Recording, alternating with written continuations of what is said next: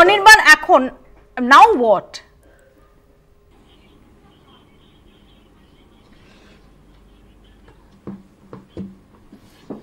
দেখো, আইনে এই মুহূর্তে অনেকে আমাদের মধ্যেই আমরা অনেকে হয়তো বলছি যে রিভিউ একটা অপশন, কিন্তু এটাও ঠিক যে রিভিউ এর ক্ষেত্রে 99.99% ক্ষেত্রে আমরা দেখেছি যে রিভিউ পিটিশন ফেল করে।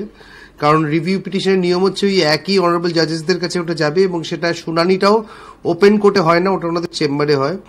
সো যেটা অভিজ্ঞতা পূর্ববর্তী সেটা হচ্ছে 99.99% ক্ষেত্রে রিভিউ ফেল করে।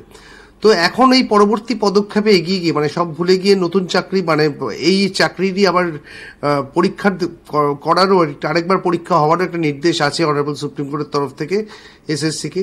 তো সেখানে আবার পরীক্ষা হবে, আবার ফ্রেশ স্টার্ট করা ছাড়া তার কোনো রাস্তা আমি দেখতে পাচ্ছি না।